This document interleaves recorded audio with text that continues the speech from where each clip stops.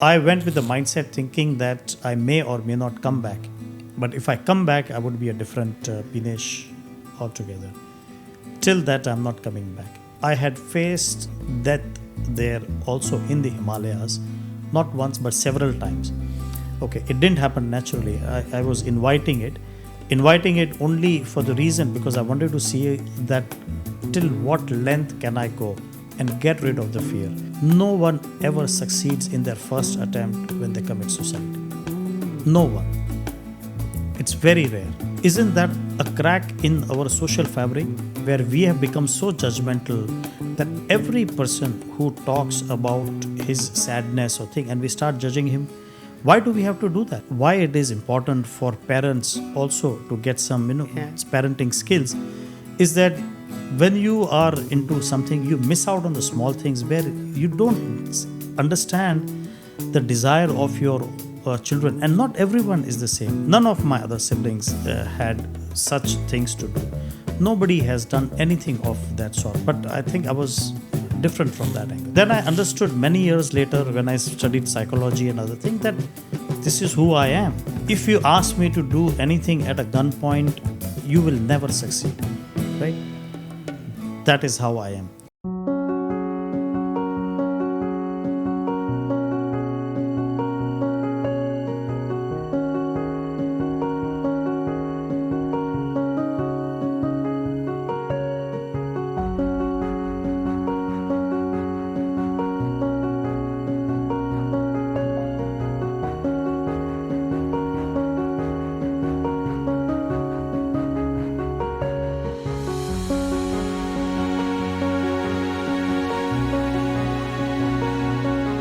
Welcome to Heal with Zainab, and today's episode is quite different with the previous episodes I've done because usually we always talk about women health, we always talk about women mental health, what they go through, the challenges, but it's very less talked about in current society about men.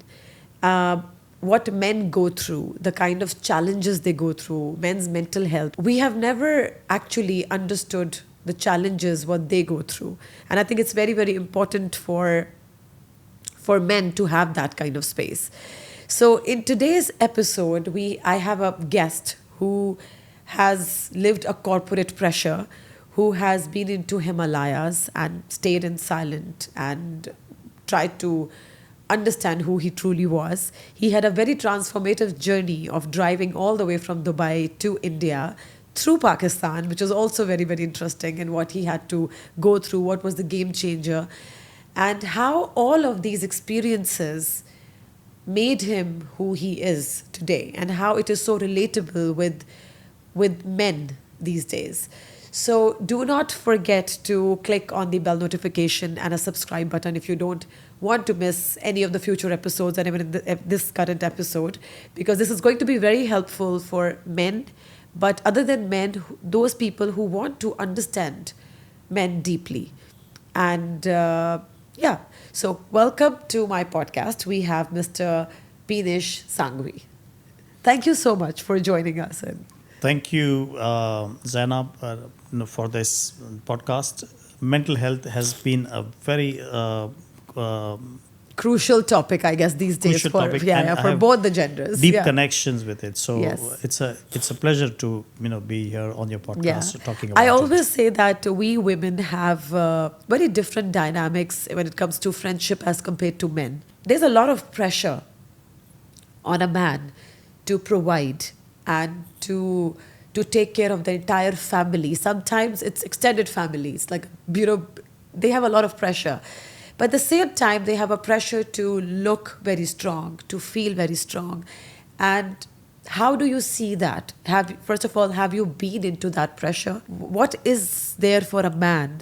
How to channelize that?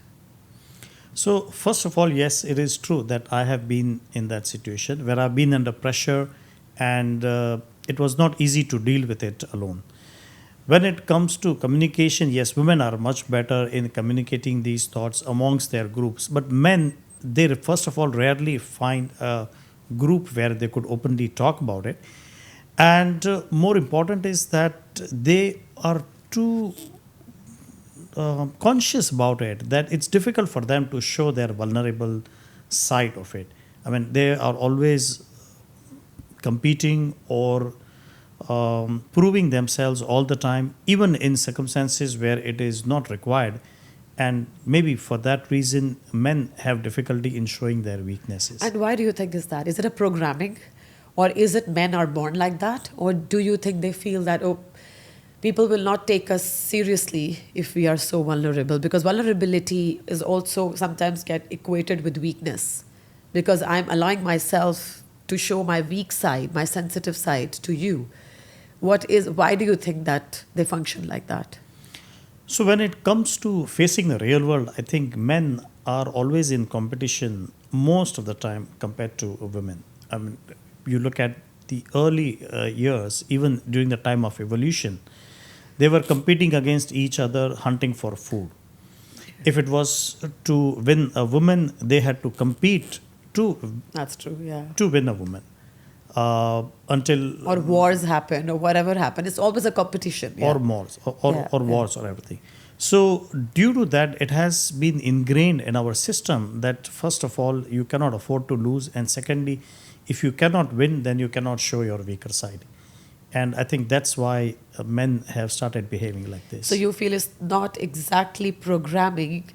It's since the evolution time, it's like it's there somehow engraved in their DNA. In their DNA, Kind of a yes, thing. yes, Okay. Yes, could But be. now things are changing. Like there's people are talking about and they're asking men to, it's okay to cry, this kind of things are happening.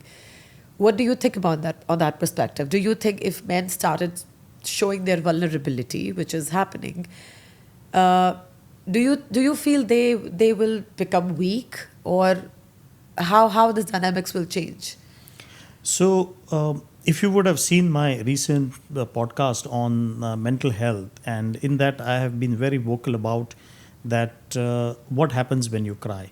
Uh-huh. And there is nothing wrong in men crying or seeking help, because physically also when you cry, it releases some chemicals in our body which calms you down. And what is wrong in crying? Men also have emotions, right? Exactly. Yeah. So why do you want to keep all these emotions within you, and then one day it all burst out as a pressure cooker, either in the form of a heart attack or something? No, I think there is an easier way to vent it out. It's just that you need to find that comfort in the person to whom you can share these things. Do you feel there are many emotionals like this? What you can say, emotional safety places for men? I don't feel they have much. Like if suppose a husband wants to cry in front of a woman, maybe a wife, maybe yes, but nobody can cry in front of children if their family is there. I don't think a man would be able to cry. That's true, absolutely. Yeah. Because if you see a leader weak, then the whole army falls. Yes. And Yes. it takes a lot of effort to have that culture and that openness in the environment, in your house, where you can help your family members understand that crying is not necessarily the sign of weakness. Because at the same time, there would have been so many opportunities where the very weak person, which is the leader of the house, would have achieved something, and that would have been due to the sheer effort of strength, intelligence, and everything. So not always crying is weakness, but that's possible only if you have been able to have that open conversation. Yeah. I still feel woman has a choice. I have a choice to either sit at home and be a homemaker, or I want to go out and work. I really don't feel, and this again very less talked about topic, that men have that choice. They don't have a choice of sitting at home and be a homemaker. Maybe they feel like being a house husband or raising children. They don't have that edge what a woman has. I have a choice, or like do or not do. So what do you think about that? That pressure that is building up, that I have to. So things are very different. So first of all, if it is work-related pressure, there is no way that you could express it very freely, openly at workplace. That means you cannot afford Obviously, to cry no, at you work. can't, yeah. Correct. Yeah. So work-related pressure, then you bring it at home. And you cannot discuss those matters at home because nobody would appreciate that. And then it shows up in any of your domestic issues where there are not even real issues for it. So men has always been in this In this chaos, compromising yeah. yes situation Yeah. where first of all they don't have an option of being a house husband, right? And as you rightly said, they would lose their identity, respect, everything. So those options are never available for them. They are in a tight spot, and that's why you see why more men die of heart attack compared to women. Women, yeah. And why most men have to look for other options. What do you suggest? Because you are a you are a meditator and you're a motivational speaker as well, and you have spent your time in Himalayas meditating, and maybe you must have come across some monks, and so you might have a very different side of providing solution. And because you have lived both the life, you are living a corporate life, but you have lived that life as well. So I want to ask you, like, what is the practical solution for those men who are trapped in these challenges and they're feeling the pressure? What is that thing they need to incorporate in their life to be more stable? So of course it will vary from a person to person. But in my case, what worked was the determination, and also because I was considered to be a bit aggressive, a rebel when I was a kid. So I never learned to give up. And whenever there were situations like this when I could not find a solution, and the only thing that every time popped up in my mind was that I have never given up in my life, and how can I give it up now? So fighting was the only option for me. And then I started looking at this, that this emotion is also a form of energy. Anger is a form of energy. Now it is up to me how to use it. So I started using anger in a constructive way, where if something wrong had happened to me or someone had said something to me, instead of reacting, I would use it to constructively do something and show it back to that person, and that would shut him or her up. So I started channeling my anger or those energies, and then as the practice went along, my anger also subdued. Frustration was not there at all, and that mental pressure was not there. That's a beautiful way of looking at it. But actually, you need to just sit with yourself and see where I want to channelize this energy, and just change the way, like what you did. Yes. So you did something different in your life and make it more productive. And that anger, you think it helped you in reducing that anger and frustration what you were feeling. True. And at some point when I learned meditation, that helped even more. So you learned it in Himalayas? No, I learned meditation. So I had learned it much earlier, but I practiced it in Aravalli Mountains. And then I wanted to feel the energy of Himalayas also. So I started traveling in the north in Himalayas And also. for how long you stayed there? So I've been to Himalayas a couple of times, but the last visit was for many, many months together. So I went on like a pilgrimage. So I stayed in and around Himalayas and other places for almost a year. Almost a year. Okay, Almost that's quite a year. long time. Yes. Can you share, because I know living in Himalayas and even just visiting there for a while, it changes you for sure. There is something within you changes. That's the energy of that place, I feel. But what took you there? Were you at that point of your time that you felt that I have to go? Like, what tempted you to go there, and what exactly you learned there? What changed within you while you were there? So people either go to Himalayas for just seeking for peace or thing. I mean, when you're going to in the interiors of it, not just for trekking or excursion. Yeah. In my case, it was a situation which forced me there. I was feeling the mental pressure at work, or because of the failure at work, and I was just looking to escape from that situation. Now, I could have done something drastic, which would have been the most obvious thing to do in situations like this. But because I had always been a fighter, I could not just give up and surrender myself to such situations. So I went to Himalayas to gain strength, So did you leave your job, your work, and then you left, or? I was operating my own consultancy firm Okay. for about Okay. 6 years. Okay. So it was easy for you to take that break? I closed down the firm. Okay. I winded up, almost winded up from Dubai.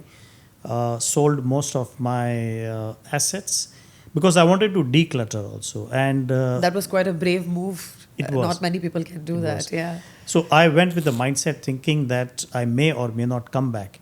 But if I come back, I would be a different Peenesh altogether. Till that, I'm not coming back.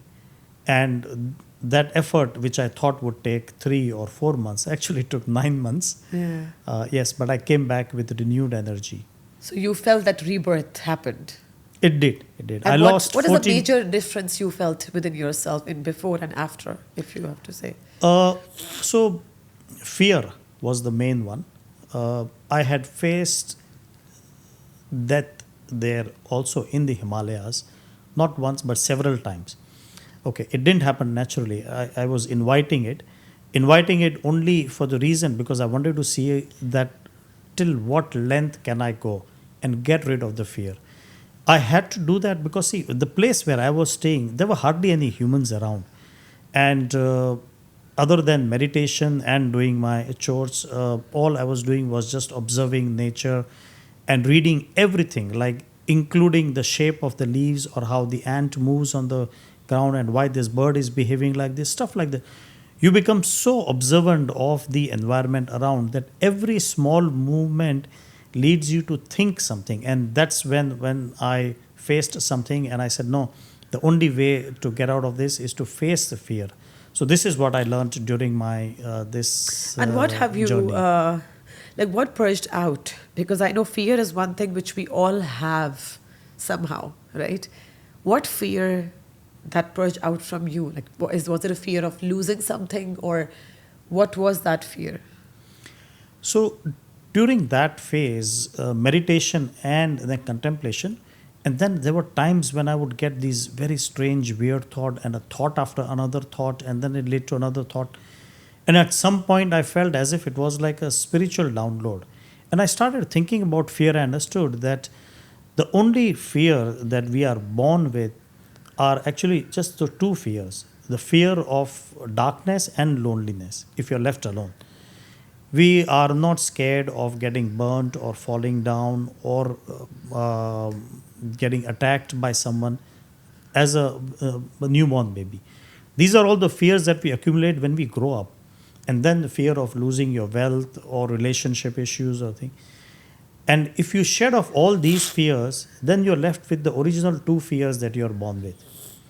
And I thought the only way to test it is to face the fear of death, which I did. And when I got rid of that, then I understood that if you have shed off the fear of death also, then there is no fear left.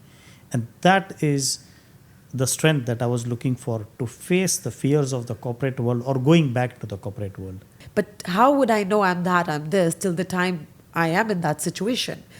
Like maybe like you were in that Himalayas and you were having that, I don't know what you experienced. Was it actually solitude or was it loneliness? But when you experience this in a very detailed way, only then you come to know that layer of you that, oh, actually I have this fear. Whatever it is. Was it a fear of death for you or whatever it is? And that really actually helped us, in knowing ourselves in a better way. So during one of the practices of meditation and whatever else that I was doing, I had already shed the fear of death long ago, even to the extent that I would practice a different form on how you would want your death to be and what is that feeling in those last few seconds or moments. So you are that adventurous person who would like to experience everything, right? To see, because see, I mean, the only way you can experience death is by dying. Yeah, by experiencing it. There is no other way. People say they have near-death experience. Near-death experience is not the same as the experience of death. It is close to it. But the experience of death can happen only when you are dead. So I wanted to see what exactly is your thought, or how suffocating, how troublesome it is when you are on the verge of it. So suffocating in a different manner. But of course, I'm not suggesting anyone to try and do that. This has been taught by a yogi to me. So it should be Under a proper thought support, guidance. Yes, Yeah, only yeah. under proper guidance. It's not meant for everyone to do it. And secondly, it's not possible for everyone also to do it, because your mind has to be ready for that. Only then you are supposed to practice. Yeah, yeah. My guru knew, or he felt that I was ready for it, and therefore he guided me how to do this. But I would not suggest anyone else. And what was to do it? this. How to stay, or how to be mindful when you are in that last moment of death, Instead of being in panic. instead of Yeah. panic. So there are different ways how you could do it. In the forest, it was much easier. You could face any of the wild animal and still stay calm and maintain. And how to do that? Uh, Any tips and tricks you want to share?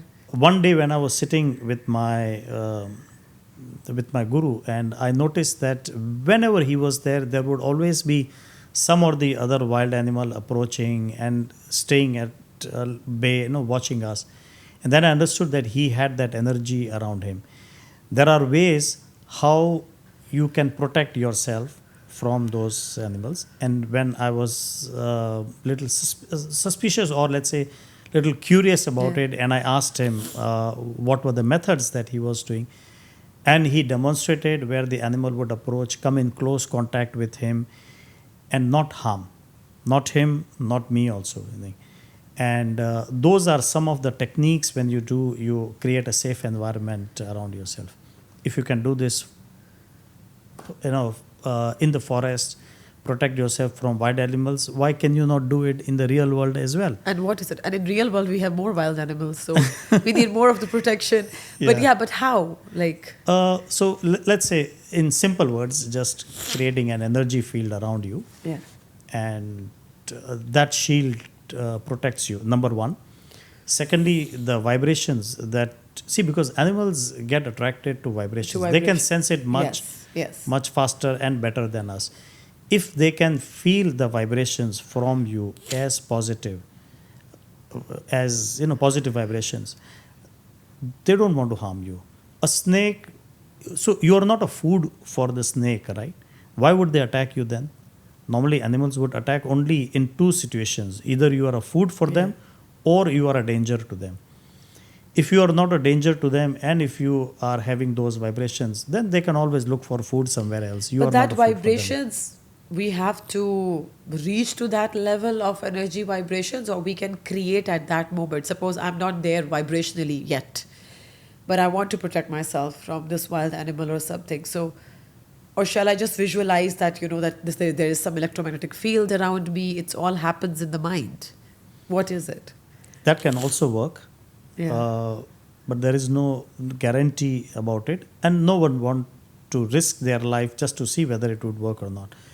But sometimes good energy is help, even whether you know the process or So there is you don't no know technique. the process. It's just the energy thing. No, there is a technique. There is a technique. There is a technique. Do you want to share that technique? Maybe. If, I don't know, you're allowed by the yogi monk or what? Well, he taught me, but he never gave me A permission to share. to teach others. Okay. Yes. But he taught me these things. Okay. At least we know that. Okay, so coming back to whatever you have learned in Himalayas or something, is there any wisdom you can share with men currently facing these issues under the pressure? What is one thing they should do or start incorporating in their life to get more stable? So first of all, I feel that mental health is such an underrated topic. Yeah. Until it has really reached a level where it has been a disturbance in your family life, personal or at work also. Then people started talking about it, yeah. Sadness, feeling low is always dismissed so easily. And this is where I think the problem is. Okay, part of it, people say it is genetic, but genetic is only little. Most of it is created. Frankly speaking, 25,000 years ago, we never had mental illness the way we have now. Or maybe it was not even existing. Yes. So in those sense, at least we know that this is a self-created illness. Right? Yeah. which is because of our own environment. A 6-year-old child never understand what does depression mean. They never feel the need to commit suicide also. 6 year, 10-year child. And it's only if we have the right environment, which means that the onus is on the parents and then all the other family members as well, then I don't think anyone would ever feel the need to think on those lines. Suicidal thoughts or such things come to you only when you feel that there is no way out. So really speaking, I mean, let's say suicide. What exactly is suicide? Suicide is you Giving up. you Yeah. want to end the pain that you're going through. If that is the core of this whole act, then there are other ways to end the pain, right? But because those avenues are not open to that person, and therefore this person is forced to take this step. And secondly, and this I'm saying it from experience of talking to people and helping people and many other ways of experience, no one ever succeeds in their first attempt when they commit suicide. No one. It's very rare. So if that is it, then why don't we pick up those signals? Family members would have known, right? Yeah. If they pick up those signals, that every person who has ever had a thought of committing suicide could be saved. But okay, if some people have these thoughts, or like I said, they are undergoing this kind of pressure, they have no means to channelize it, they have no means to share it. What are you suggesting to these men? What is there any steps, anything that they should be doing it, or they should start doing it? Talk to someone. Talk to someone And if they with don't whom have you someone? can connect. Yes, that is important. In my case, what worked was I was very close to my mentor. He used to be my ex-boss in KPMG. And he knew much more about me and everything, much more than anyone in my family. So in most cases, I mean, good that if you have such a person within your family, but it rarely happens, you would always find someone outside of your family. If you have that one person, then that helps a lot. The only reason why anyone is depressed or thinks of committing suicide is because they feel they are alone. Antidepressant medicines have rarely helped, or at least people whom I have spoken to or whom I have healed or have helped, they all have had ill feelings after taking antidepressant tablets. Yeah. What really helped was talking to someone. That's the biggest has therapy helped. ever. That is the biggest That's the therapy. biggest therapy. Yes. But if you are blessed enough to have those one or two people around in your circle, and sometimes I feel maybe we have, but we don't want to open up because this fear of being judged is also very Yes. real. Yes. I'm pretty sure that we all have someone, but we don't want to seek help because, okay, what if that person think that of me? What if that? So this again a complication of mind of thinking of this what if that is stopping us from taking this step. When I noticed this in one of the person that I was dealing with, and I saw that the only reason why he could relate to me is because he knew that I will not be judging him for this. Yeah. So isn't that a crack in our social fabric where we have become so judgmental that every person who talks about his sadness or thing and we start judging him? Why do we have to do that? Not only judging, I feel like labeling is very, very common that, oh, you are so ungrateful. And I know that this is coming from the place of love and concern that, oh, why are you feeling this way? I want to uplift you. So I'll start telling you, you're so ungrateful. Why can't you see this? But at that point of time, I don't think anyone wants to hear any solution. Yes. Or anyone wants to hear that, oh, what good things I have in my life. All they want is to be heard. That is true. And not many people have that capability to hear someone. Everybody wants to provide the solution. Okay, do this, do that. Maybe just be there and be present and listen to that person. 100%. Yeah. I fully agree with you Yeah. on this. We are not opening up because we don't have any solution in our mind. But there is something else going on, and that's why. All you want is just someone to hear us out, right? And that person is not looking for any sermons from you. So best approach is to let the person know that whatever that feeling, or at least this is what I did. The first thing that I told him is that there is nothing wrong in getting such thoughts, and I am one of you. That gave him the comfort that you're not the only person who has got these thoughts. There are many others also, and this is very common. It's very common to feel like this in a situation like this. And then, of course, just try to listen and give them that comfort. Yeah.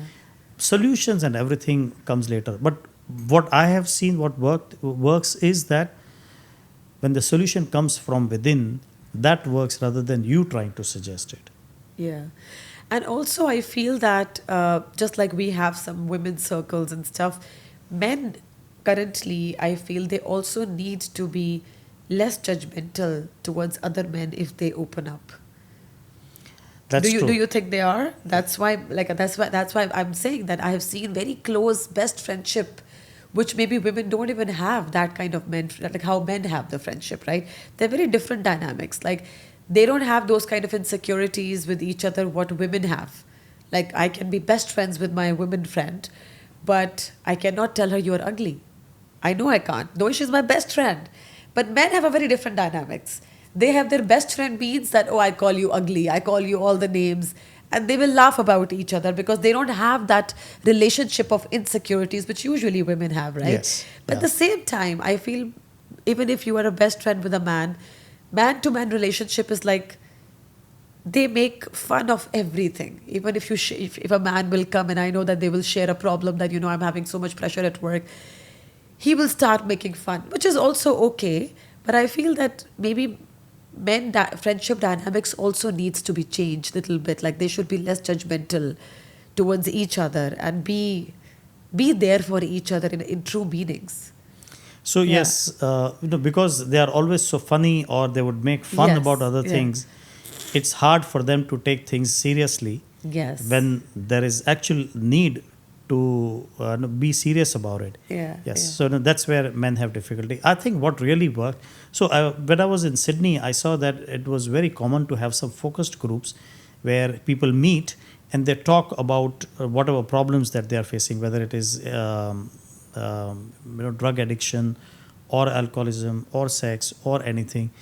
And the best part is that nobody is judgmental about it. And secondly, the only way this group works is everybody is openly discussing about it.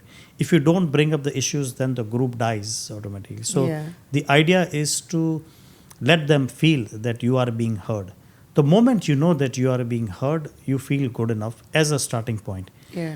And like you said, it is like how women have these group where they where they communicate or discuss these things. Men don't have such groups. Yes, it would be difficult for men to have these groups. In those cases, men can pair with a person of the opposite gender. And if that person is understanding enough and be able to absorb it, then that works best. Largely, our episode was about men's mental health. And before I conclude, I want to know, because you have lived alone by yourself, right? Yes. And you have also lived in a partnership, if I'm not remember. You've been married? Yes. You've been married as well. So you know the challenges that comes while living alone and while being with someone, right? It's equally challenging, I feel. So all the men right now who are watching and those who want to know more about men, is there a different set of rules or different sort of understanding if they are married? What are the things they need to incorporate in their life as a spiritual practice to be stable? Because even if you love a woman or even if you're having a happy life or challenging life, but you somehow you consciously want to stay in marriage, what is one advice you want to give? And on the other hand, if you are living alone, that also comes with a lot of challenges. What advice you want to give in both the cases so their mental health remains intact? So two things. When you're alone, you want to be in a marriage. Yeah. And when you are married, You want to be single. you never want to be in that marriage thing. Yes. people have lost faith in the institution of marriage, and for a reason I can understand. And on the lighter side, I can say that the power of peace one can understand only after marriage, because there has to be chaos in your life Okay. to be able To to understand. feel the subtleness of peace. Okay. So, meditation, peace, and all this is good once you've got married. Okay. But if you want to stay married for whatever reason, now Then- now tell those men maybe what they should do to make their life stable. They want to stay maybe for whatever reason. I mean, There is a whole set of rule book if you have for a marriage to be successful. the top But 3 that you very hard for both the partners to follow it. Compatibility, yes, that is at most, but where do you have the time to check compatibility? At that age, there are other things working on your mind, and you just want to get married, right? And all the other discoveries happen later on, but you are already in the marriage. There's hardly anything you can do Yeah. to fix it. But if you are fortunate, and if you have, so personally, I feel every person, most importantly women, everyone should study psychology. If psychology was made as a compulsory subject during school and college, it would resolve half of the problems.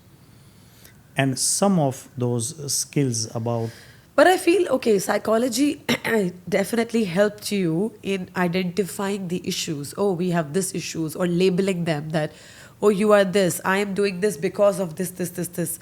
But unwillingness to improve what you have would be that's the main thing I feel. If a person, no matter how much I know about psychology, human behavior, labeling, identifying traumas, baggage, but if I don't want to work on it, I don't want to work on it.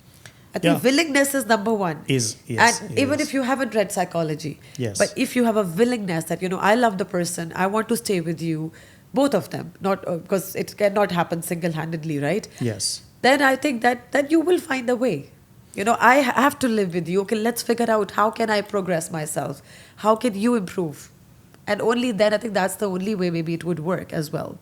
So if Yeah. there is respect, if there is love up to this level, Yes. then that willingness also will come automatically. Yes. Because you will want to shed off all the other things just to make sure that your marriage stays intact. Yeah, yeah. Otherwise, they'll always look for But other you avenues. are suggesting the understanding of psychology, and what are the other 2 things that men particularly need to practice?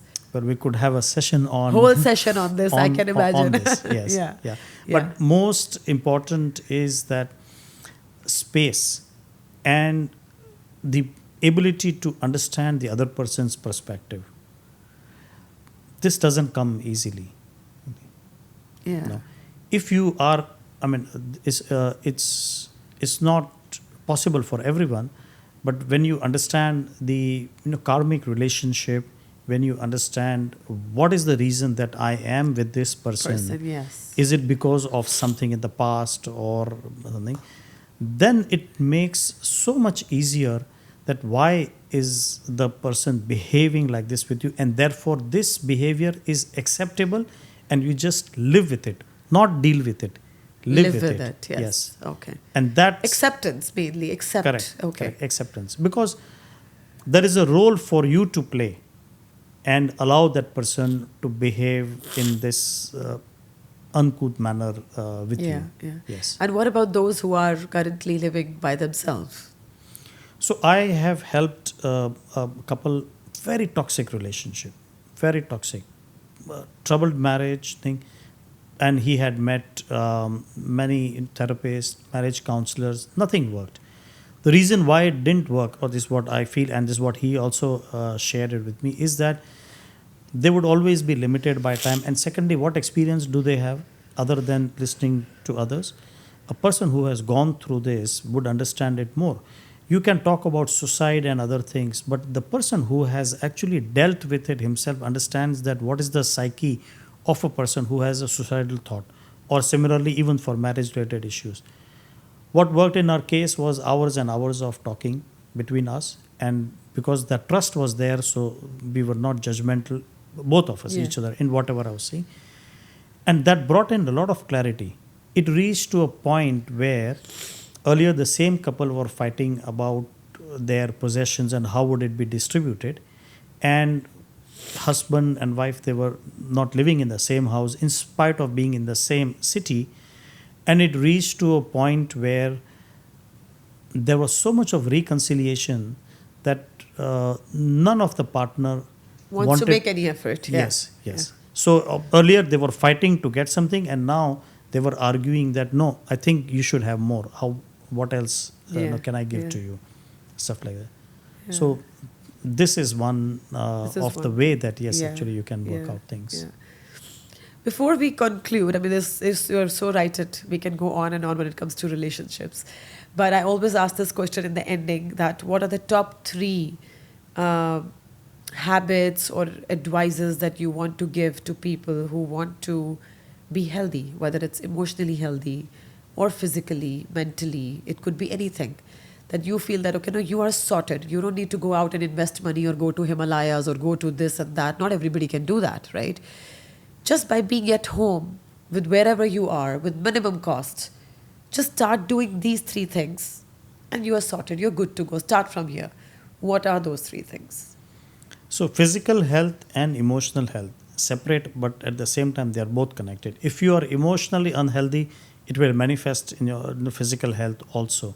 So I give importance to emotional health first, and the onus is not on the person But who is suffering. what to do? Like 1, 2, 3.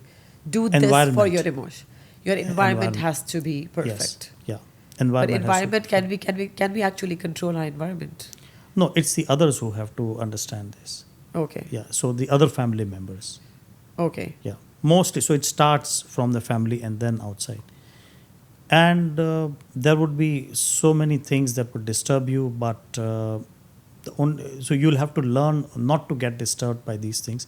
But don't keep anything like in my case, if I would keep anything deep down inside, it would stay for years together. Okay. So I learned a technique that the best way is to, when the time is right, show it back to that person so that that thought or that thing is out of your system and you're not suffering because of that. Okay. So this is what worked for me. And then physically, yes, I had a very strict regime. I believe food is your medicine.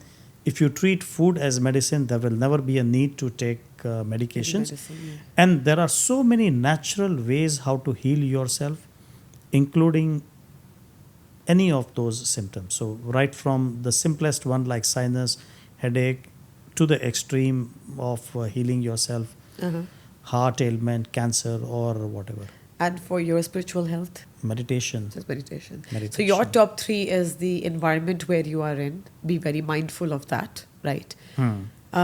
Food, the quality of food you're eating, that can act as a medicine. And the third one is meditate under whatever circumstances that is going to keep you holistically overall healthy. Yes. Right? Yes. Okay. Thank you so very much. It was great, and I don't even feel like where the time has passed. Very fast. Yeah. Thank you so much for all your wisdom, and and I think we are looking forward to when this podcast will release. Thank you so much. Sure, certainly look forward to. Thank you for inviting and allowing me to share on meditation and mental health. You're most welcome. Thank you so much. Thank you. Thank you. Appreciate it.